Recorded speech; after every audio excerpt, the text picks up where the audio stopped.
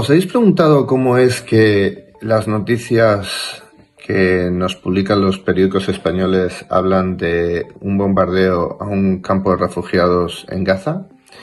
¿Cómo es que existen lugares llamados campos de refugiados en Gaza? ¿Y por qué 2/3 de las personas que viven en Gaza, que nacieron allí y han vivido allí toda su vida, son llamados refugiados? Pues son llamados refugiados de una guerra que acabó hace 70 años. Este tema está bastante en el corazón del problema del conflicto entre Israel, los judíos, y los llamados palestinos. Os lo intento resumir. El siglo XX se puede caracterizar como una transición desde imperios a estados soberanos. Esta transición intentaba buscar deshacer los imperios y crear estados basados en más o menos una homogeneidad en raza, pueblo, religión, y bueno, así se crearon un montón de estados: Bulgaria, Grecia, Alemania, Polonia, Ucrania, Turquía, la mayoría de los países árabes y también los judíos. El movimiento de autodeterminación del pueblo judío en su propio estado es lo que llamamos sionismo.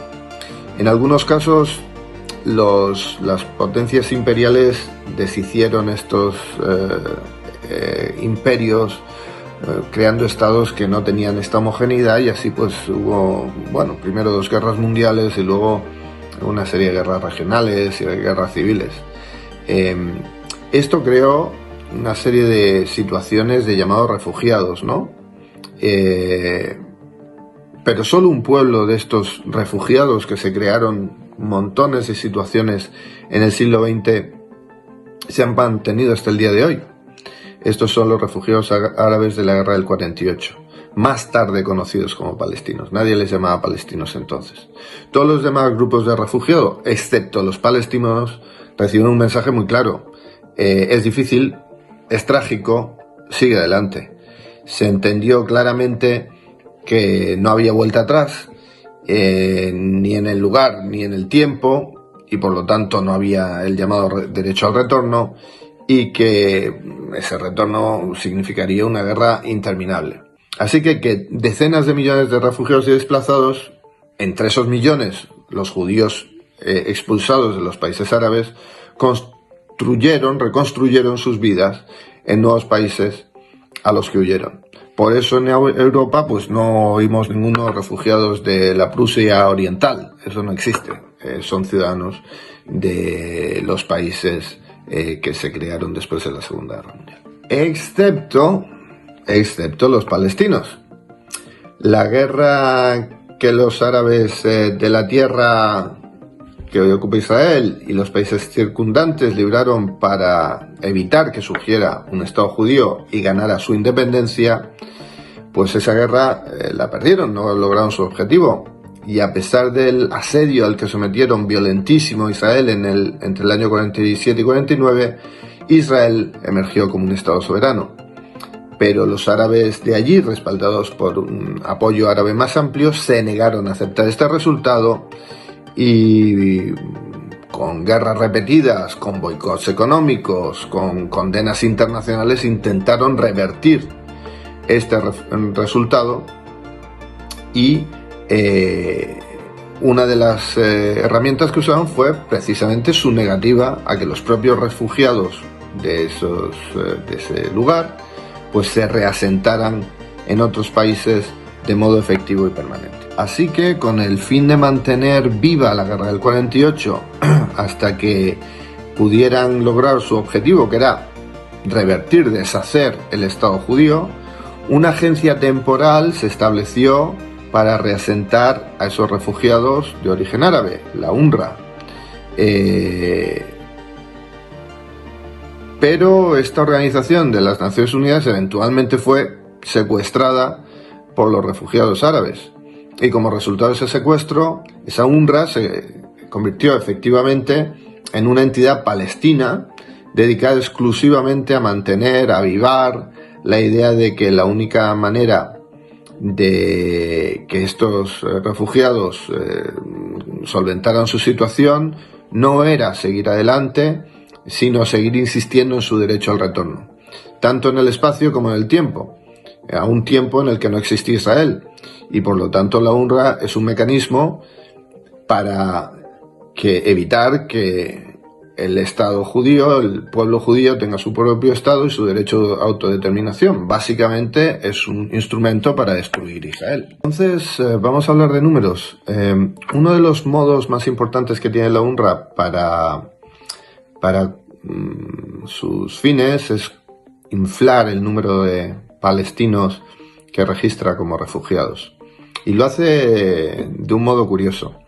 Primero, contabiliza automáticamente y sin calificación a los descendientes de los refugiados originales desplazados de la guerra del 48. A perpetuidad. O sea, ahora estamos en la 5ª generación de refugiados. Segundo, nunca elimina un refugiado de la cuenta. Por ejemplo, si adquirieron la nacionalidad de otro país, siguen siendo refugiados palestinos, cosa que solo pasa en ese caso, con esa población. 3. Los palestinos que siguen viviendo en Cisjordania, en Judea Samaria y en Gaza, se les sigue considerando refugiados, o sea, refugiados de Palestina que viven en los territorios palestinos. Curioso.